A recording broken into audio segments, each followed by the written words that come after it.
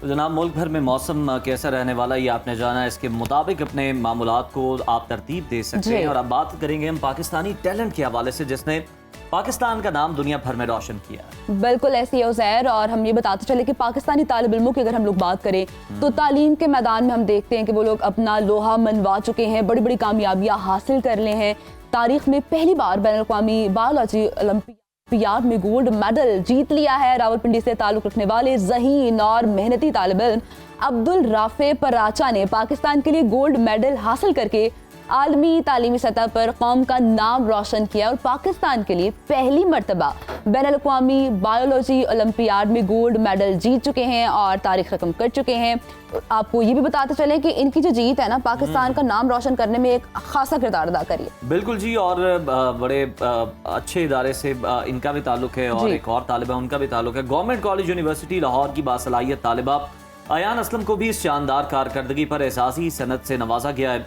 यही नौजवान हमारे असल हीरो हैं जिनकी कामयाबियां न सिर्फ कौम के माथे का झूमर बनती हैं बल्कि लाखों तलबा के दिलों में उम्मीद का चिराग भी जला। इस वक्त बासलाहियत और होनहार तालिब इल्म अब्दुल राफे हमारे साथ मौजूद हैं, तो आइए बिला ताखीर उनसे बात करते हैं। राफे, सबसे पहले तो हमारी जानिब से आपको बहुत बहुत मुबारकबाद। आपने तारीख पे पहली बार बायोलॉजी में गोल्ड मेडल हासिल करके पाकिस्तान का नाम रोशन किया है, सर फख्र से बुलंद किया है। क्या आपके तासुरात थे, क्या जज्बात थे उस वक्त जब आपको जो है वो विनर करार दिया गया? जी, सबसे पहले तो अस्सलाम वालेकुम। यकीनन आपने सवाल पूछा, देखिए वो एक बहुत ही बड़ी सी बात होती है कि पाकिस्तान को एक तो आप नुमाइंदगी करते हैं अपने मुल्क की, अपने मुल्क को आप जाके रिप्रेजेंट करते हैं इंटरनेशनली, पूरी दुनिया में आप जाके नुमाइंदगी करते हैं। यकीनन एक बहुत ही बड़ी बात सिर्फ यही होती है।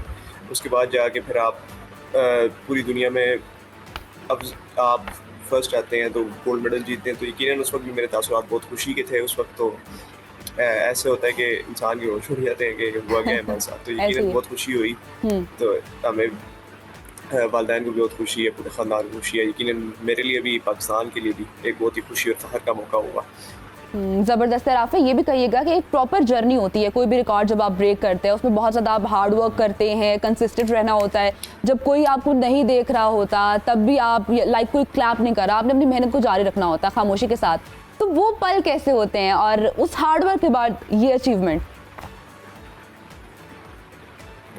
सॉरी, आपकी आवाज़ नहीं आ रही। राफे, मैं ये आपसे पूछना चाह रही हूँ कि जो इस तमाम जर्नी में आपने हार्ड वर्क किया था और खामोशी के साथ, क्योंकि उस टाइम तो किसी को पता भी नहीं होता कि आप वो टारगेट अचीव कर पाएंगे जिसके लिए आप मेहनत कर रहे हैं, तो वो जो मेहनत के पल थे उसमें कौन आपकी बैकबोन बना हुआ था, कौन आपको मोटिवेट भी कर रहा था और वो सफर कैसा था?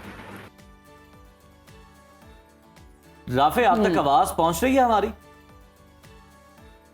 जी, आपकी आवाज़ नहीं आ रही। चले, फातिमा का सवाल मैं दोहरा देता हूँ। वो कहती हैं कि आपका सपोर्ट सिस्टम क्या रहा ओवरऑल, क्योंकि आप जब मेहनत कर रहे होते हैं वो बड़ी खामोशी में होता है, लेकिन जब आप कामयाबी हासिल कर लेते हैं तो फिर आप लाइमलाइट में आते हैं, लेकिन लोगों को वो आपकी मेहनत जो है वो उस तरह से नजर नहीं आ रही होती, आपकी स्ट्रगल जो है वो उस तरह नहीं देख पा रहे होते। उनको जरा आप अल्फाज का रूप दीजिएगा।